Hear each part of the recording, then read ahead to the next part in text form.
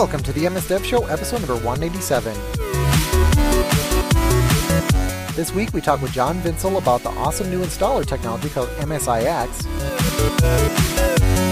how learning to code can save millions, and everyone is reading your email. Who knew it was so interesting? Raygun gives you complete visibility on errors, crashes, and performance problems affecting your end users. Replicate issues in seconds rather than digging through log files or having to rely on users to report errors or crashes. Raygun gives you a window into how users are really experiencing your software applications.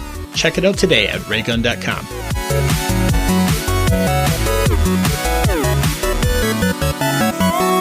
This week we have John Vintzel. He's a program manager lead in the developer platform division. His main focus is heading up the effort in enterprise apps and more importantly, MSIX.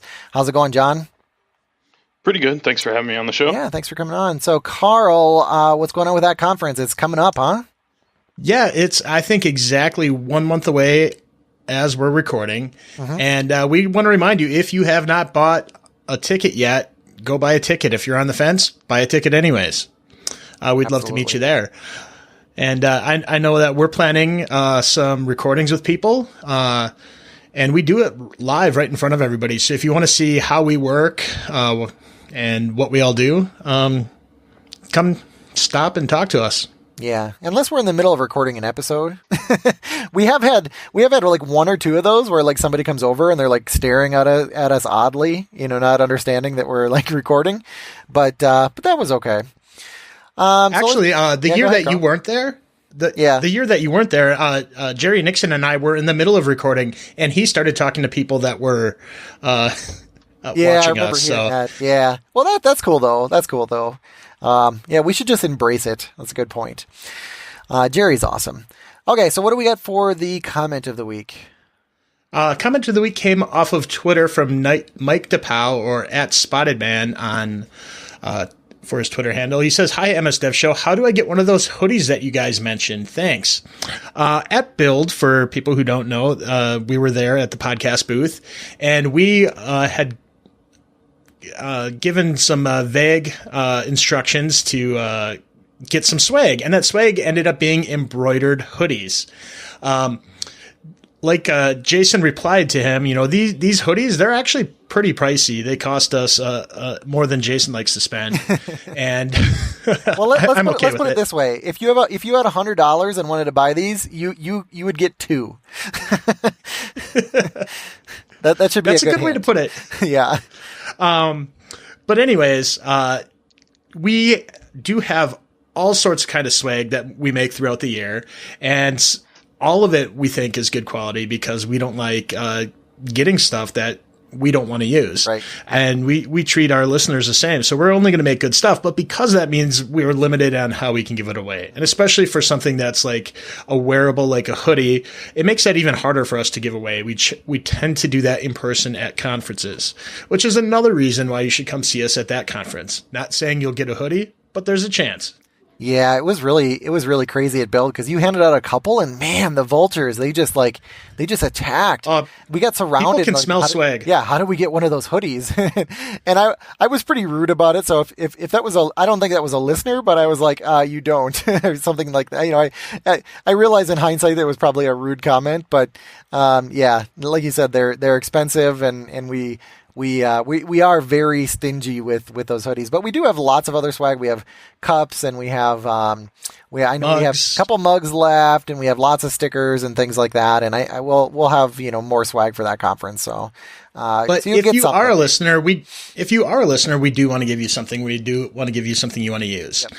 And if you want to get mentioned on the show, send us an email to feedback@msdevshow.com. Comment on Facebook, YouTube, or Stitcher, and we really like those 5-star iTunes reviews. Awesome. Okay, let's jump into the news. So the first one here, you have to break this one down for me, Carl, because I have a big question on this one. It's Google admits third-party devs can access your Gmail messages.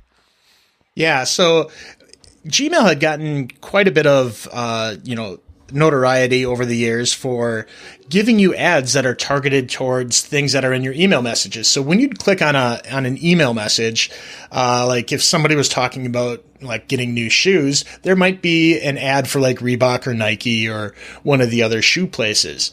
And they had done that by automatically scanning your email and kind of giving you some targeted results. After receiving quite a bit of flack for that, they had turned that off. I didn't even realize that. I actually didn't mind Yeah. that. I don't mind a computer reading my email personally. No, and that's where there was like Microsoft had the Scroogled campaign that was like making a big deal, like, we don't read your emails. I mean, I highly doubt anybody was actually sitting reading anybody's emails. It was all part of automated systems. Actually, there was a recent news story about that says that there are humans actually reading some of them. I'll have to find that one. I'm sure. I'll put it into the show notes. So that does happen. I think probably for like testing and development of the service. Yeah, but anyways, Google has stopped, those kinds of things, but it has come out that people that are integrating with Gmail and providing services on top of it actually can get access to your email messages and read the contents of what's in your email message. So that's something that is definitely throwing some people's privacy radar up a little bit because most people don't want their emails read in any way, shape, or form. But here's what I didn't understand is the article was talking about these essentially, let's call them extensions, or like you're a third-party developer. The user was actually, my understanding was granting access to the email. Like I would expect the third party to read my email if I gave them permission to do so.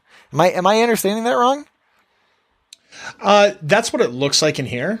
But at the same time, I don't think that those escalation prompts are clear enough to end users to make them fully understand exactly what they're doing. Okay. So I'll paste the other article in here. There's an article by the BBC. It says Google has confirmed that private emails sent and received by Gmail users can sometimes be read by third-party app developers, not just machines. So this is the one I was talking about here. So people who have connected third-party apps to their accounts may have unwittingly given human staff permission to read their messages. And it says the practice was common and a dirty secret.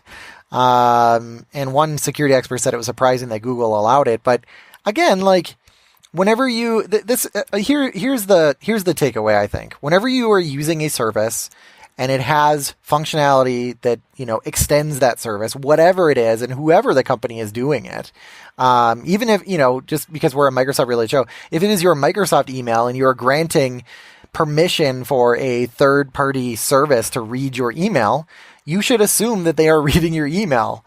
And I think that. Companies trust, or I should say, users tend to trust, or at least I do, companies like Microsoft, and I would even put, well, I don't know about Google, but let's say Microsoft and Apple. I will trust them for the most part, directly. But whenever you're giving it to a third party, that third party, like you have to build up. That's a whole nother, kind of trust contract that you have to build up in your mind. So I would watch out for that. And I'll paste that other article that I found with the BBC. I'll post that into the show notes so that everybody can take a look at that one as well. So excellent. Yeah. So just be careful out there, people. And then this next news article, Juggalos figured out how to beat facial recognition. So I didn't even know what a Juggalo was. Like I sort of like recognize it. So explain what a Juggalo this. is. So there's a rap group that I think has been around for, like 20 years called the Insane Clown Posse. And part of what they do is they dress up with this specific style of face painting that looks kind of clownish, and it's black and white paint mostly. And a lot of people, as they attend this Insane Clown Posse, they're called Juggalos. And they often dress up in this face paint as well. And what's interesting is the style in which the face paint goes on actually confuses machine learning that's trying to detect faces. What essentially is going on is when the face paint is put on, they're just generally black paint that goes in between your mouth and your chin. Mm-hmm. And this paint, in the eye of a machine learning computer, it mistakes that black paint for a jawline that's in a non-standard spot. So if you have a picture of yourself with and without this paint on, it actually thinks that your jaw is in a different position and will say that these are two totally different people. Now, this only works with visual cameras. If you have like a depth sensing camera, that's not going to confuse it. But for just visual video and screenshots, still images that are taken, this style of face paint is enough to confuse these techniques and make it think that you're a different person. Yeah, I mean, the algorithms, right, are looking for edges of things. They're looking for certain patterns and certain signals, and that's just messing with those signals. I think another way to do this, if you literally like printed out a picture of a face and then put it, like on your cheek or something, like the computer's gonna be like, wait a second, there's like a face in front of a face. Like this must be a person in front of somebody else. Like there's probably a lot of different ways to do this, but I thought this was just interesting because it was such a simple way to really throw up those algorithms. So when you are training a computer or you're teaching a computer how to identify faces, it's trying to come up with like these shortcuts and these edges of things are really a shortcut. And I thought this was interesting because this was such a simple way to really throw out that algorithm and really show the weakness of it. And they also compared it to other like stylistic makeup. So like if you're just like a normal person putting on regular makeup, it's not going to make a difference. But They also compared it to people that are doing like corpse style or like zombie-like makeup. Like that doesn't even confuse these algorithms because it's not really changing your features enough. Whereas this is putting it in just the right spot to actually have these computer algorithms misidentify your features. Mm-hmm. I thought that was really interesting. Yep. And then the last one here, the U.S. Air Force learned to code and save the Pentagon millions. Yeah, so this is a pretty lengthy story. I'm going to try to cut it short, but a few years ago, Eric Schmidt, he was, who's at one time was CEO of Google, was helping out the Department of Defense trying to figure out how that they could improve their software. And he was in the Middle East watching these Air Force refueling stations trying to figure out like how they should refuel their planes for the day.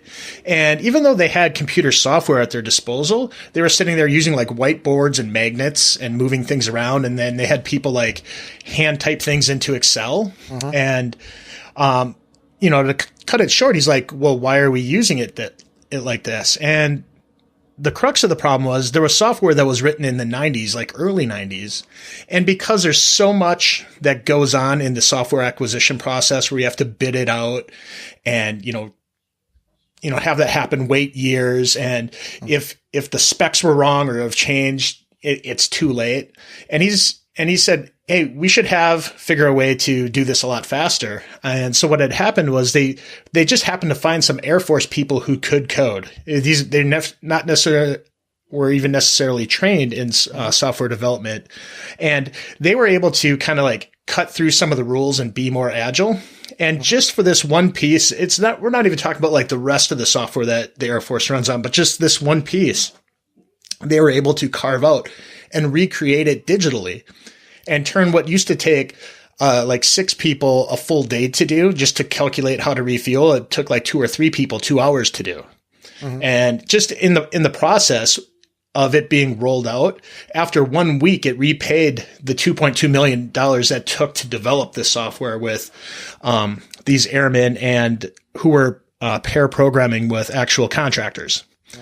So it's interesting. I would say if you think this is kind of an interesting story, read the link in the show notes for more detail because it's pretty detailed on like how much red tape there is in the government and in the military and how that red tape is actually antithetical to our current agile software development processes. And by including agile development, how we can really cut down the time it takes for software to be made, just kind of like proves out that what we're doing is actually a good style of software development. Yeah, it seems like first of all they need to be introduced to Power Apps. I'd be kind of curious if something like that would work, and if not, then those requirements should make their way back to the product group because I think that would be a great case study. And then the second part of this, I think the lesson is that learning to code by itself, I don't think is that useful, and doing there's all these real world things that could benefit from this coding. So I think some of the most valuable people are the ones the most valuable people are the ones that can do coding and have that domain specific expertise. So I think this is a great example of that. Okay, so let's move on. So let's talk to John. So John, I guess the first big question is like, what is MSIX? And like, what is the need for MSIX? Oh, great question. So MSIX is it's pretty interesting because I get asked this all the time. MSIX is really just an evolution of our existing installer technologies. So over the past couple of years, me and folks on my team have been sitting there talking to both developers and enterprise customers alike, trying to figure out like what's going good and what's going bad in the space of building packages and deploying and updating apps. And anyone that's used a bunch of the Microsoft technologies is we have a smorgasbord, right? We have MSI, we have Click Once, there's AppV. Some people don't even have their own installer; they just write their own custom scripts. And each one's great in its own way, and each one kind of has problems in its own way. So as we looked at like the scope of all those types of things, MSIX is really the evolution of all those installer techs into a common installer. So learning from these great types of things and building a common, easy-to-use platform that really makes deployment easy. Now, that's kind of a cool, great marketing headline, but what really is it? It's really a declarative packaging and deployment install. If you look at like things like MSI, MSI, you're writing custom actions. It's deploying files all over the operating system. Some of the files that may never get cleaned up when you go and uninstall. With MSIX and the way we've kind of restructured the deployment tech is we can guarantee an easy and efficient install and 100% guarantee a clean uninstall.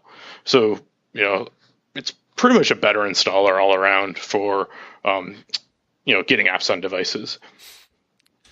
So I think that's kind of interesting that just even that last piece that you said where you can guarantee a clean uninstall now. So what about MSIX that gives you these capabilities like this that you didn't have before?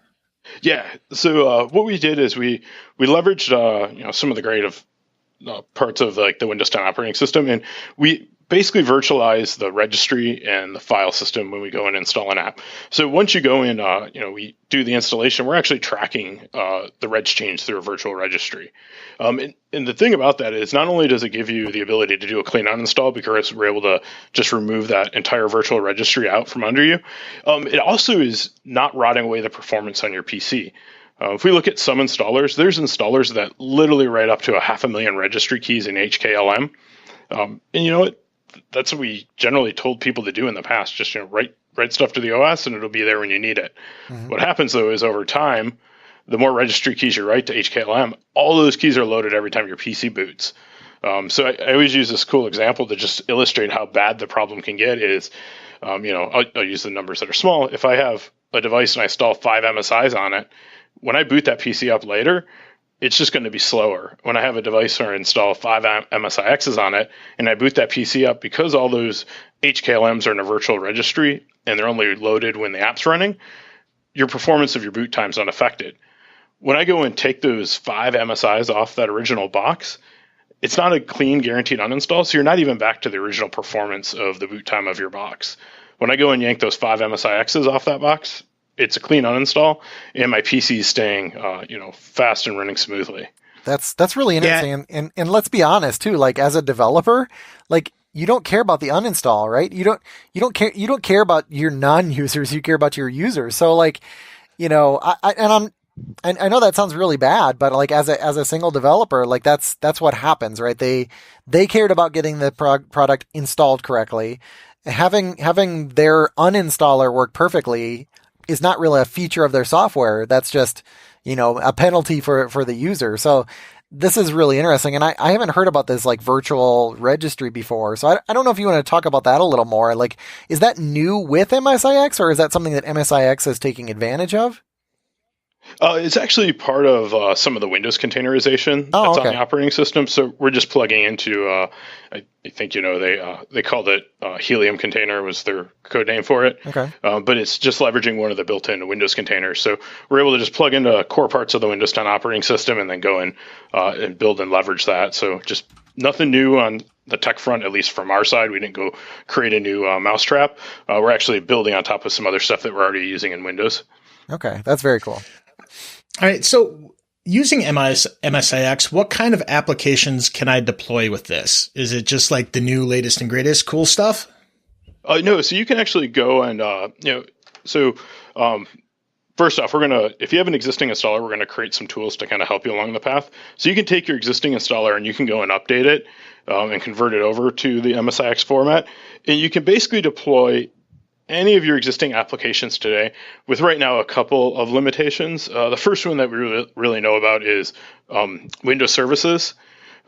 So Windows services won't be able to convert at this time. We're actually looking to do some work down the road to enable that, especially for a lot of our enterprise customers. And then the other apps that we won't be able to bring over into MSIX right now is drivers, apps that actually have a driver as part of them. But again, we're looking at how we can go and actually not necessarily deploy the driver with MSIX, but put a dependency on a driver with MSIX. Because for the most part, the folks I had talked to that were doing driver work didn't really want to deploy the driver. They just had to deploy the driver.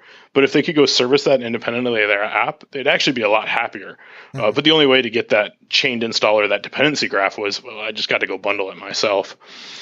So right now, as long as you're not using a service or a driver, you'll be able to convert over, and then longer term, we're looking at ways to even enable those to try to get all apps into the format.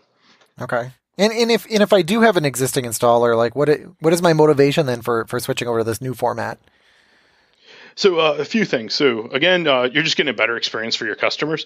Not only are you getting this clean uninstall, you're actually getting just a faster install time. The tech's faster. It's a lot easier to use. If you're, say you're building a couple apps as well, and maybe you're using common controls and it's a shared DLL across those, when you're deployed via MSIX, we're actually single instance storing all the files on the device. So again, like maybe I have, building a head tracks app where I'm, tracking human resources, and then I have an expense app, and a lot of those are using same files. The first time I deploy it, that file gets deployed to the device. The second time, we're actually smart enough to know the file's there, and we just hard link in the file system over to that. So now there's less disk space on your user. The first install was already faster from our deployment format. The second install is even faster because we're not redeploying files that are already on the operating system. So there's a lot of benefits there. And then another feature that makes it just another reason to move forward is differential updates. So today with like an MSI, generally you go and you install your MSI, and if you get an update, you download that entire MSI again, you launch it, it upgrades itself, and it might just copy the files that have changed, but you downloaded that whole MSI to the device, which is could be megs or hundreds of megs of footprint. With MSIX, if I'm doing an update, we know the files that are already deployed to the device, and we track everything in a block map. I'll talk about that in a sec. And based on the block map, we'll actually only download the file differences that have changed and install those. So this block map that I just talked about is basically a hash of all the files in the package. So based on the files that we know are on the operating system, or even the hashes that have changed, we can be smarter about what we're actually downloading to the client and bringing down on the device, and really speeding those update times on the app. So, I might have a 100, 200 meg app that I just had a security fix in it, and it's like a 2 meg fix. My users don't have to download that 200 meg. They can just get that, small security fix, downloaded, and the operating system will know how to go and update that app just on that file size change. That's awesome. And that's great if you're in an RV. Yeah, that's exactly what I was going to say. Oh, yeah. Go ahead, Carl. That's what you were going to say? Yeah. That's funny. So, no, and it's actually great you say that, because I do talk to, like, especially right now, I've been talking to a lot of enterprise customers, and there's folks that are like, hey, maybe I'm a bank and I'm running off a satellite link, right? And they're like, man, my satellite link has one purpose in life. It's to do transactions for the bank. The fact that my app needs an update is just kind of a side effect. And how do I keep that bandwidth usage that's not transactions kind of down? Exactly. You know, that's just one example, but there's tons of people that have that type of thing going on. Yeah. So For me, when it's you're talking about, Yeah, exactly. Right. Getting an app update, you don't want to lose a Fortnite. Like, exactly. Totally get that.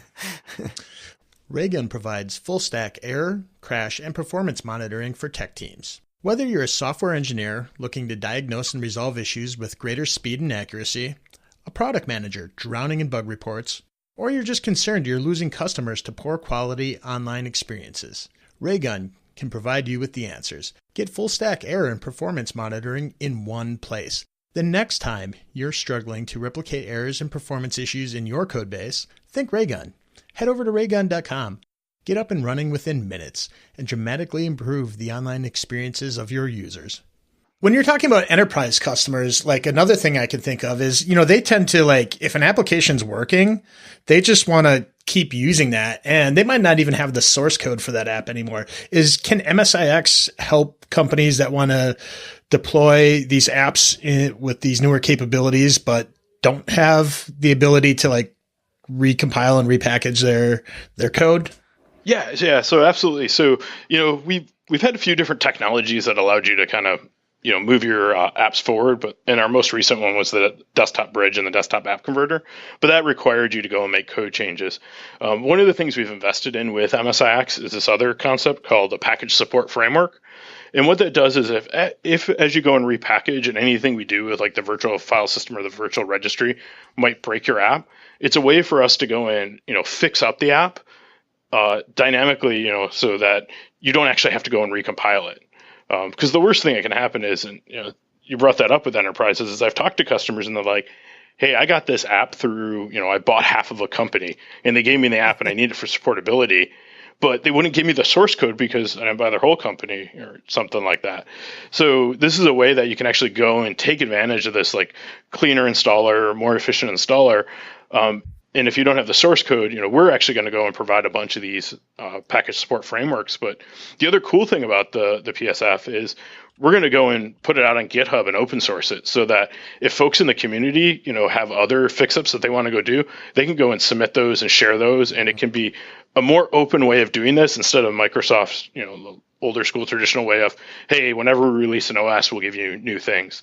So a lot of our entire concept around MSIX is around getting more open and open source with the format and what we're doing with it, and being transparent and letting people contribute and help evolve it with us.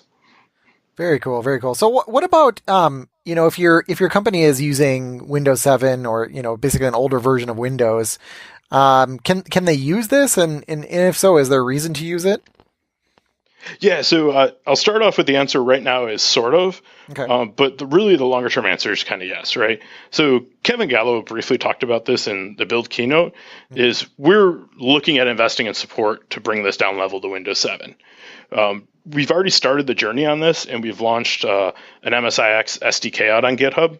We launched it at Windows Developer Day earlier this year, and that open sources the packaging format, and we've actually created package readers and package extractors that you can plug into your own app and basically write your own custom installer to read the MSIX and extract it out on down level Windows 7. We're, as Microsoft, looking to invest even more and provide a full solution that will allow me to go and deploy these apps onto pre-Windows 10 devices, essentially. Yeah. With the one caveat that all the layers of containerization might not come backwards to Windows 7 with it, just because that required some in-depth OS changes. Right.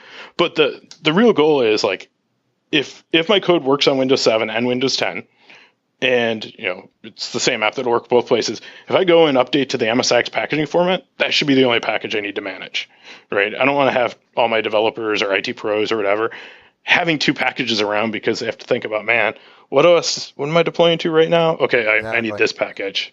Exactly. So thinking about that a little bit further, and knowing that like .NET Core can run on kind of Mac and Linux as well, and with this upcoming .NET Core 3 support for like WinForms and WPF, is this technology support Mac and Linux now or in the future? Yeah, actually, the open source SDK or the MSIX SDK covers Mac OS, Linux, Android, and iOS. Now, when I say Android and iOS, people are like, I Yeah, don't have an I app don't, that yeah, I runs don't on get all those things. But what's cool is you might have extensibility that does. So, think about like maybe you just have like a theme pack that regardless of what operating system you're running on, you can actually create a secondary package that's an MSIX, that's a theme pack, host it once on your CDN, and regardless of the app that's using it, also access that. So when we did the open sourcing and we created these package readers and package extractors in the first phase, we designed it so that regardless of the OS that you're using, we made it available to you. Okay, very cool. So another thing that I know like developers are really interested in is this something that I can like integrate with my CI/CD pipeline so I can just get this automated and have this package sitting as an artifact at the end? Yeah, absolutely. So we actually, if you're building for Windows right now, we launched in the maybe 1 or 2 Windows Insider previews ago the SDK to go and do all the tooling for this.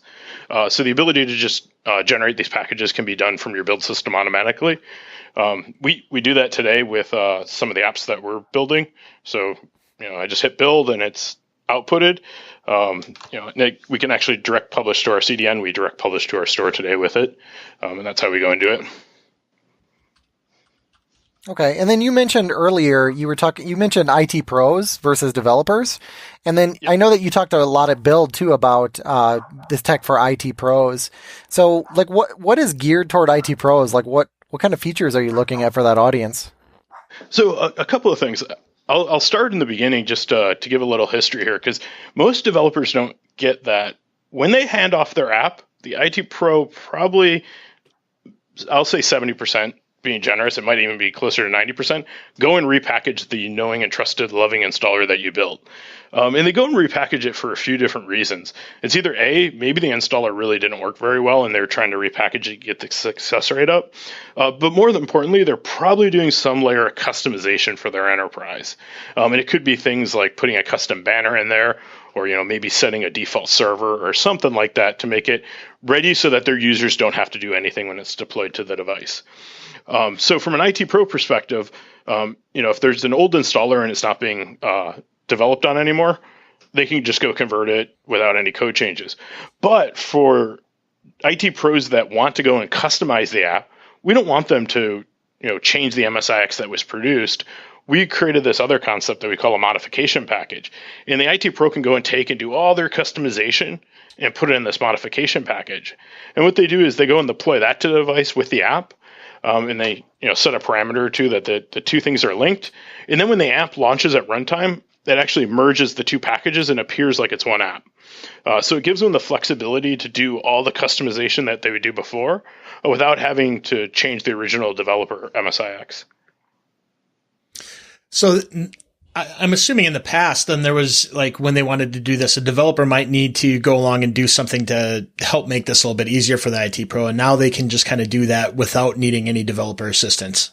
Yeah. And yeah, exactly. And in some cases, sometimes the IT pro would do it without the developer knowing. And then they'd go back when like an installer would break and then the developer would be like, that's not my installer. What did you do to me? Right. So it's a way to like, try to keep the, hey, if the developer has an installer, they know it's there, it works, they can go and support it easily. And for these IT pros that need this extra layer of customization or any of these changes, it's a way for them to go and manage that independently of breaking what the developer's done. Cool. So I was digging around in some of the documentation for MSIX and noticed that it said that it installs per user. So as a developer, I might want this available to everybody on a machine. Is that possible to do? Yeah, actually. So by default, everything installs per user, and all the apps are always going to be there for per user for an app data perspective. But what you can do is there's a concept that we call provisioning on Windows Desktop, and you can go in and provision these apps or install for all users.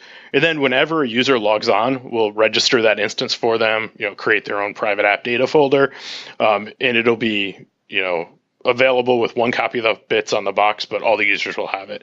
And we do this today with, if you're using Windows 10 and maybe you're using like the weather app or the mail app, every user that logs on gets that app. But it's provisioned in such a way that it has that experience. So is that why, like, when I log on a new user, that it says like, hold on, we're taking care of a few things for you? Yeah, that's one of the things that's happening there. Yeah, absolutely. Awesome. Okay, and then go ahead. I was going to say, and that part's gotten a lot faster because we listened to a bunch of feedback from the early days of Windows 10. Well, my feedback is I want everything faster. No. Yeah, no, like actually, Perf is one of the things where we've gotten a lot of feedback on, and we actually spend a lot of time focusing on. And that's like when I even talked about the installer stuff, the ability to get the apps on the device really quick is one of the things to do. One of the other things that I probably didn't call out, but it's kind of interesting you bring up quicker is when we go and update an app, we actually lay the bits down side by side, using hard links and everything, so that when the app's being updated, it doesn't need to take down the original app until you want to switch over to it. So you can actually go and stage all the bits for that update side by side. Again, we won't duplicate any of those files. So, take Office for Windows 10s. Office is shipping in our store using some of the MSIX technology. If you go get an app update to Office, it's silently getting all those bits on the device. And then when it needs to switch over, it's really just a few seconds when the app shuts down on the next relaunch that it changes over. That is super cool. And then, so how does that work? Can I do that as a developer? Can I have an MSIX and then somehow put a pointer to that in the store? So you can deep link to the product description page into the store as a developer, and then Windows Update will actually silently go and do all those updates for you if the users acquired it from the store. Okay. Yeah, go ahead, Carl, because I think we wanted to get at kind of the relationship there. Go ahead, Carl. No, I was just going to ask the next thing. So if you want to dig into this. No, I just wondered if there was any additional relationship between MSIX and the store at all, or if they're just separate technologies. Yeah, so MSIX is a technology that can be distributed via our store, but MSIX is not limited to our store. We've built it in such a way that you can. Yeah. So we've built it in such a way that you can, obviously we think our store is a great place to host things. You get CDN covered for you, replicated around the world. Totally great. But if that's not the place for you, you can easily host these on your own websites. And we have a whole workflow that's integrated to give you all these optimizations directly over HTTP, HTTPS for installations.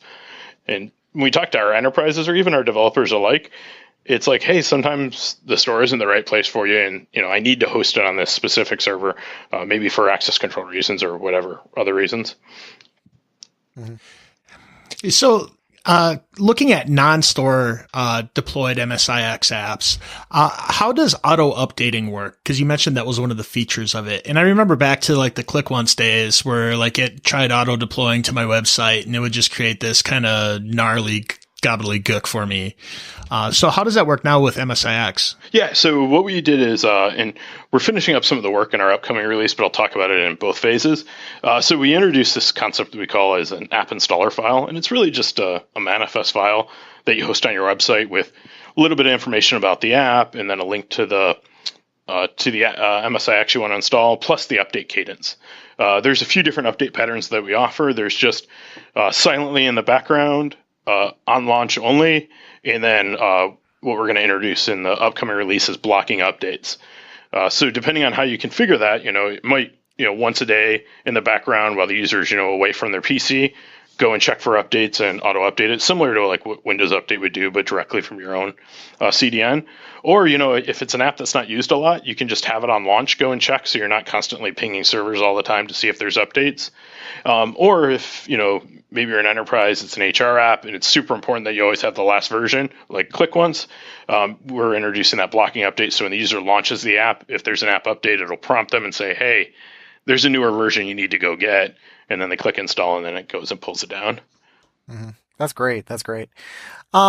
So what is the availability of this? Like, is this available today? Because you mentioned there's like a couple different phases. So, I mean, what's out now and what's right around the corner?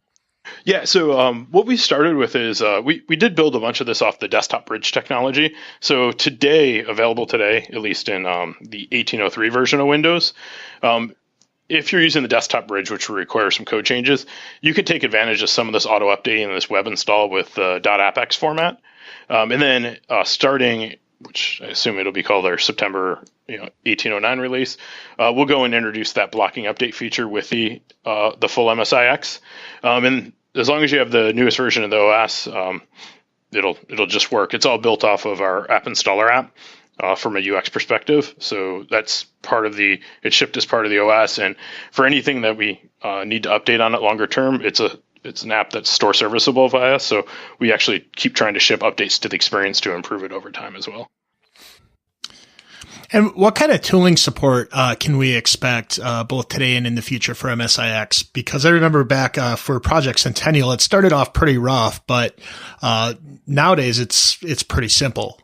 Yeah, so from a tooling support perspective that Microsoft's offering, we're going to have an MSIX packaging tool, and that we should have a public preview sometime in July, so really close to right now. And then we'll have a full release of that, towards the September-October timeframe. And then the SDK, if you just want to do all this via command line automation, is already available in the Windows Insider preview. And then we've also been working with all the major packaging companies, and there was some featured at the Build keynote, and they're going to be adding, support to their tools as well for MSIX. So, and I think a few of those folks, I don't remember which ones off the top of my head, have already launched previews that support MSIX in their tooling. Cool. Yeah, this is really cool technology. So I'm kind of curious then, is this the technology to use? Like if you're trying to figure out what type of tech you want to use to distribute your app. Now, obviously there's the store path, but if we sort of exclude that, if you have a desktop application that you want to get to your users, is this the, officially recommended installer path? Yeah, this is absolutely the way we think you should be installing apps moving forward. Okay. I mean, it's from a support perspective, it should be easier on the developer because you don't have to deal with, building the MSI custom actions and all that. It's really simple, declarative via the manifest. And then from the user's perspective, it's just way better.